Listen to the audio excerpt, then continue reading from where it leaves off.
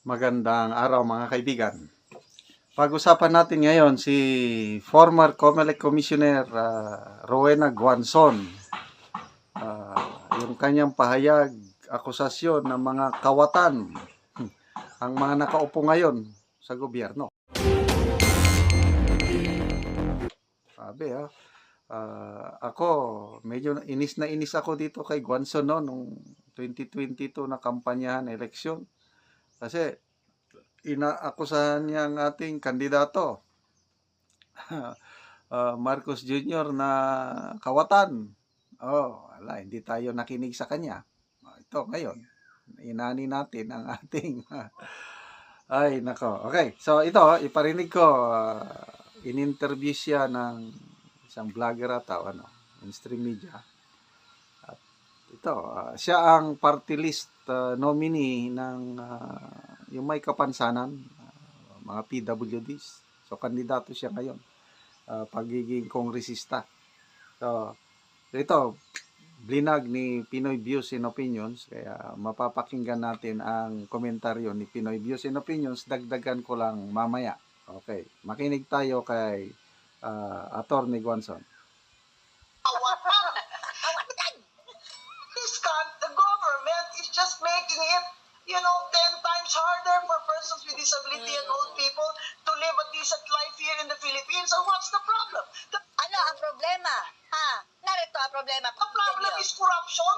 The problem is corruption. If you have zero corruption, then that money should go where it should go. Binalaan na kayo dati eh. Ni Rowena Guanzon, mga kababayan. Nawag iboto si Ngagba dahil ang pamilyang iyan, ang isyo ay kurakutan. Hindi tayo nakinig, mga kababayan, kaya eto ang ating inani. Kung ano ang itinanim siyang aanihin. Umani tayo ng iwi. It should go to the people who need it the most and to generate, promote development. At asar tayo dito dati, no? Yung kumuha pa na Coca-Cola talaga, mga kababayan. Ganyan, inom-inom, tapos yung ganyan. Asar tayo, pero totoo pala, mga kababayan. Buti na lang hindi bumaliktad ito, no? Dahil talagang mapaglaro ang tadhana, mga kababayan, kung bumaliktad ito. Para tayong sa Suela de Amor. Nagpalitan lang ng kampo. The economy. How can you invite investors here and generate new jobs if you have a very high rate of corruption? Di ba all over the world na nga sa PBBM na nagpunta para mahikayat na ng investors? Anong nangyari sa pag-invite niya? Apparently, mga kababayan, walang naniwalang mga investor dahil nasaan na sila? Ako negosyante abroad, bakit ko naman dadalhin dito? Dalhin ko na lang sa Vietnam, dalhin ko na lang sa Indonesia, where there's a lesser, they have corruption also, but lower. Walang tatalo dito sa Pilipinas, pakakawatan. Napakakawatan! Pati mga business na may business, mga kababayan, pinapakialaman ng mga opisyalis ng gobyerno. Heavy luggage, di ba? May issue na nga niyan. Okada, sino ang nasa likod niyan? Mga kawatan, sabi ni Guanzon, mga kababayan. Ang mga government. Corruption ang number one issue ngayon sa ating gobyerno. Maalala ko, may SWS survey. Tinanong ang mga respondents, anong mga areas of governance na satisfied sila at hindi sila satisfied. Hindi satisfied ang mga respondents, negative 26% ang nagsabi, yung net satisfaction rating na. Yung satisfied at saka not satisfied is fighting graft and corruption. Napakababa ang net satisfaction rating ng administrasyong ito, negative 26%. Yung mataas na rating is yung pagbibigay ng ayuda, pagtulong sa mga pobre in terms of ayuda, yon. Kasi billions of pesos ang bumabaha ang ayuda, edi maraming maligaya sa ayuda. Kaya lang yung ayuda na yan ay baka nagagamit na rin sa korupsyon. So ito na ang problema natin ngayon. Mayroong yung latest na corruption index, I think 2023 corruption index. Ano ang rating natin na? Out of 180 countries,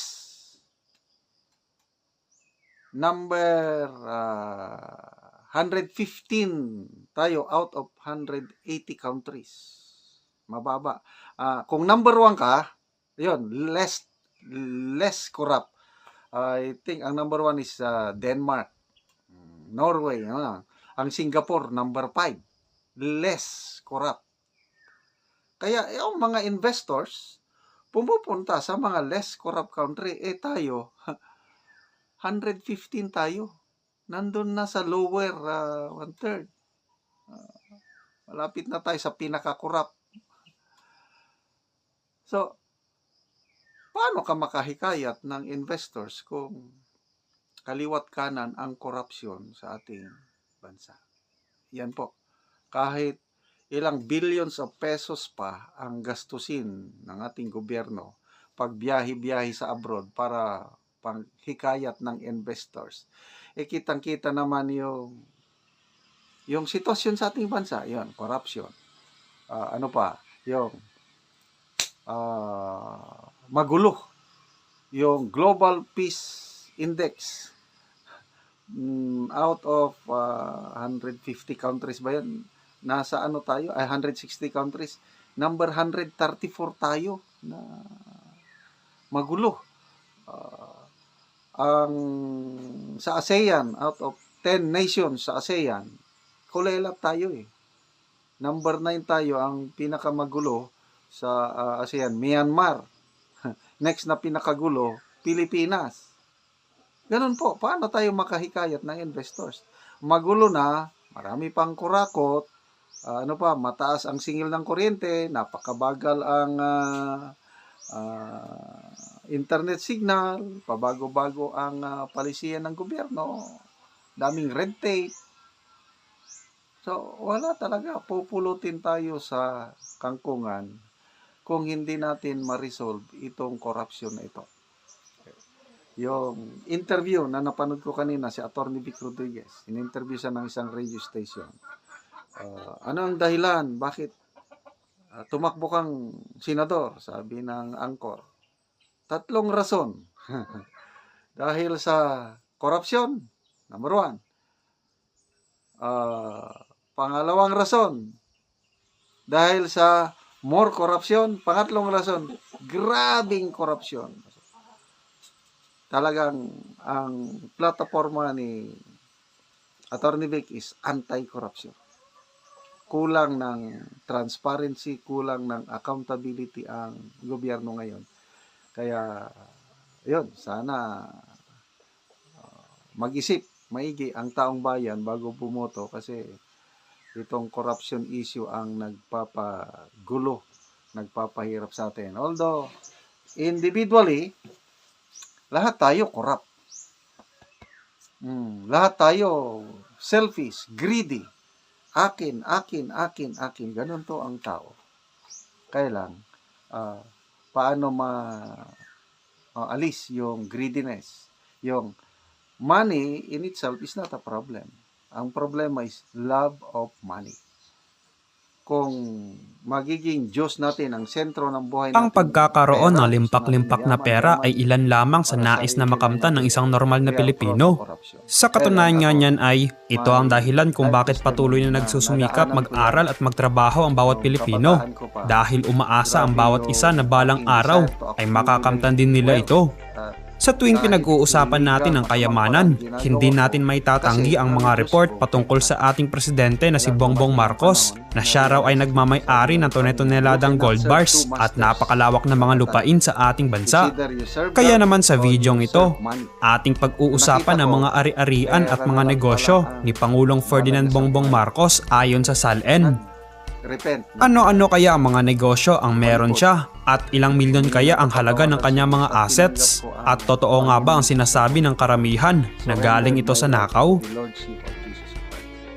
Matatandaan natin na noong nakaraang taon, si Vice Presidential Aspirant Lito Atienza ay nagngingit-ngit patungkol kay Bongbong Marcos at tinanong nito kung ano raw ang trabaho ni Bongbong Marcos at kung saan daw niya kinuha ang pera na kanyang ginagamit sa pangangampanya noon.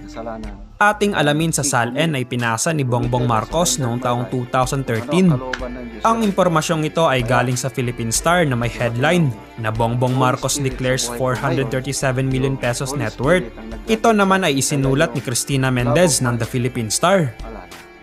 Sa 7 senador na naghain ng Statement of Assets, Liabilities, and Net Worth o SALN noong nakarang taon, si Bongbong Marcos ang pinakamayaman na may net worth na 437 million pesos. Ito ay tumaas ng 72.8 million pesos ang net worth ni Bongbong Marcos kumpara sa kanyang net worth noong taong 2011. Sinabi niya naman na ang pagtaas ay talagang lumabas sa mga bagong alituntunin na itinakda ng Civil Service Commission o CSC. Kabilang ang pangangailangang ideklara ang acquisition cost ng ibang ari-arian bilang resulta ng mga aral na natutunan noong impeachment trial ng dating Chief Justice Renato Corona.